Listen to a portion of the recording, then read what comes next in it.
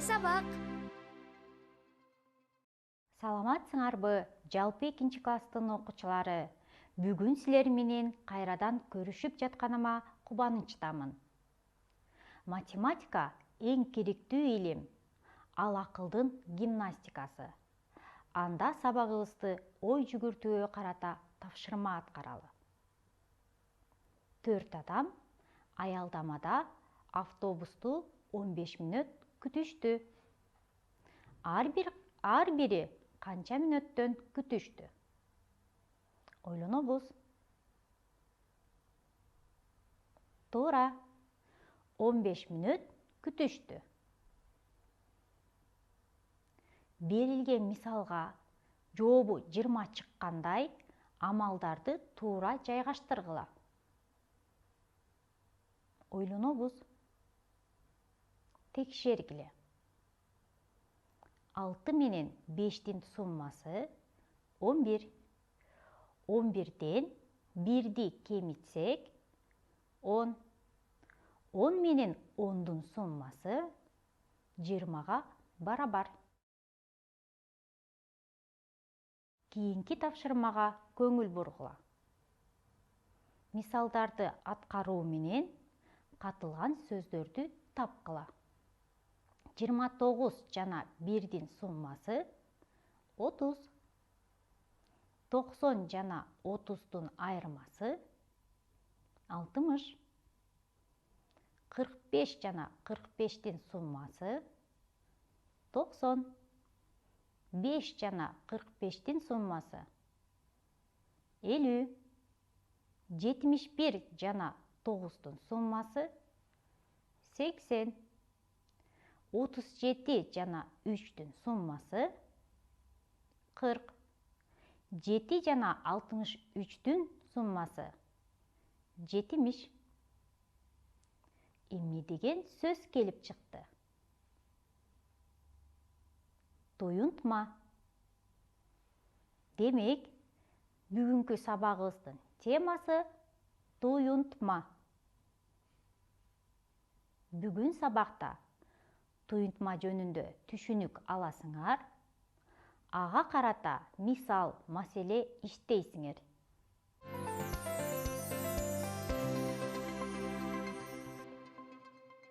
Эми бул тапшырмага көңүл бургула. 12 менен 5-тин суммасын тап. Андан 2-ни кемит. Канча амал жаздыңар? 12 жана 5-тин суммасы 17. 17 жана 2-нин айырмасы 15. Булар амалдар деп аталат. Математикада бул сыяктуу жазуулар туюнтма деп аташат. 12 кошулган 5. 23 кошулган 6. Булар суммага берилген туюнтма. Ал эми 37 кемитилген 12 жана 50 кемитилген 20 бул айырмага берилген туюнтма. 23 кошу 6 жана 37 кемитүү 12 туюнтмаларында жыйынтыктары эмне деп аталат? Ооба, алар сумма жана айырма деп аталат. Сумма 29, айырма 15. Сумма же айырма деп жыйынтыктар эле эмес, туюнтмалардын өздөрү да аталат. Эми балдар туюнтма түзүп, маанисин табалы. 50 жана 38-дин суммасы 88. Бул суммага карата туюнтма болду. 64 жана 25-тин айырмасы 39. Бул айырмага берилген туюнтма болду. Кийинки тапшырма туюнтмаларды 2 топко бөл. Кандай топко бөлүндү? Туура, сумма жана айырмага берилген туюнтмалар. Эми туюнтмалардын маанилерин эсептегиле. Текшергиле. 90 жана 4-түн суммасы 94.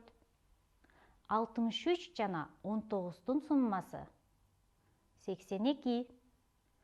14 жана 6-нын суммасы 20. 65 жана 17-нин суммасы 82. 87 жана 45-тин айырмасы 42. 26 жана 14-түн айырмасы 12.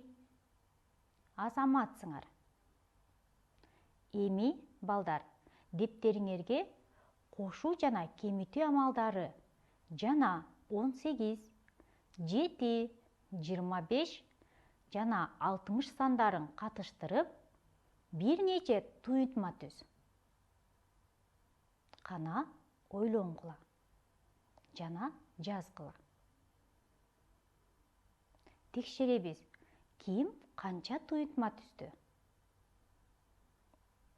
18 жана 7-нин суммасы, 60 жана 18-тин суммасы, 25 менен 7-нин айырмасы, 60 жана 25-тин айырмасы, 60 жана 7-нин айырмасы, 25 жана 18-тин суммасы. Эми туюнтманын маанисин эсептеп салыштыргыла. 13 жана 6-нын айырмасы 7. Демек, 7 менен 7 барабар. 16 менен 9-тун айырмасы 7-ге барабар. 6 менен 10-дун суммасы 16-га барабар. Демек, 7-ден 16 чоң. Берилген туюнтмаларды салыштырыш үчүн туюнтмалардын маанисин эсептеп салыштырса болот. 8 жана 7-нин суммасы 15. Демек, 15 барабар 15. 17 жана 10-дун айырмасы 7. 7 менен 7 барабар. Бул тапшырмада туюнтмалардын маанисин эсептебестен салыштыргыла. Ойлонобуз. Биринчи туюнтмада 84 кемитүү 12, экинчи туюнтма 84 кошуу 12. Демек, 84 менен 12-нин суммасы чоң. Кийинки туюнтмаларды салыштыргыла. 76 жана 16-нын суммасынан 76 жана 16-нын айырмасы кичине. Демек, бул сыяктуу туюнтмаларды салыштырууда эгер сандары окшош болсо, амалдарга карап салыштырсак болот. Берилген туюнтманын маанисин табууда эки орундуу сандарды мамыча түрүндө жазып аткаруу эрежелерин колдонууну унутпагыла. 37 менен 26-нын суммасы 63-кө барабар. Туюнтманын маанисин туура эсептегенибизди кемитүү амалы менен текшеребиз. Ал үчүн суммадан биринчи кошулуучуну кемитебиз. 63-төн 37-ни кемитсек, айырма 26 болду. Демек, биз ал 37 кошуу 26 туюнтмасынын маанисин туура эсептедик. Эми 76 менен 28-тин айырмасын эсептегиле. 76 жана 28-тин айырмасы 48.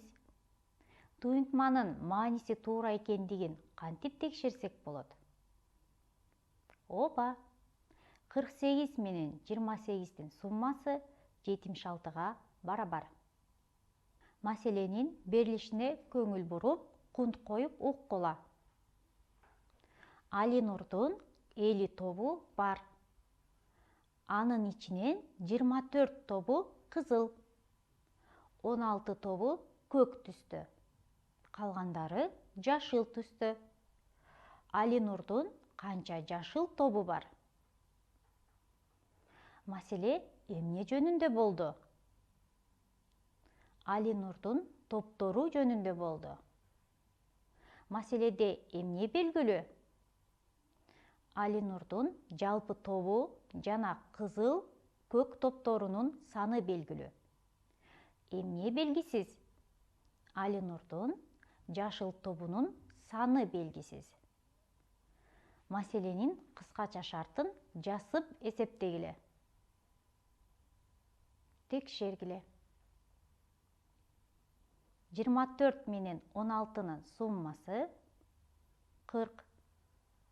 Али Нурдун кызыл жана көк тобунун саны чыкты. 50 жана 40-тын айырмасы 10.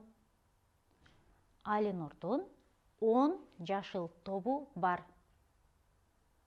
Маселенин жообу Али Нурдун 10 жашыл тобу бар. Эми бул тапшырмалар менен сабагыбызды жыйынтыктайбыз.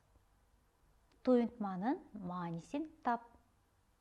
20 жана 67-нин суммасы 87. 30-ду 35-ке чоңойтсок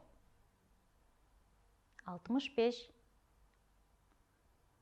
100 жана 40-тын айырмасы 60. Сумманы тап.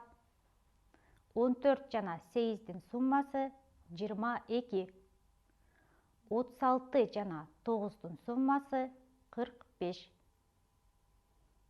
Айырманы тап. 26 жана 15-тин айырмасы 11. 38 жана 17-нин айырмасы 21.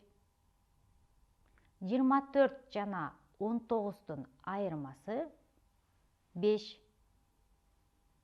Бүгүн сабакта туюнтма менен тааныштыңар. Туюнтмалар сумма жана айырмалар деп аталаарын билдик. Туюнтма түзүп, маанисин таптыңар. Жана аларга карата мисал, маселе иштедик. Эми сөзүмдүн аягында билимди сатып албайт, билимди казып алат дегендей, ар бир сабакта алган билимиңер эсиңерде бекем сакталып, силердин турмушуңарда пайдалуу болушун каалайм. Кийинки сабактан көрүшкөнчө сак саламатта болгула.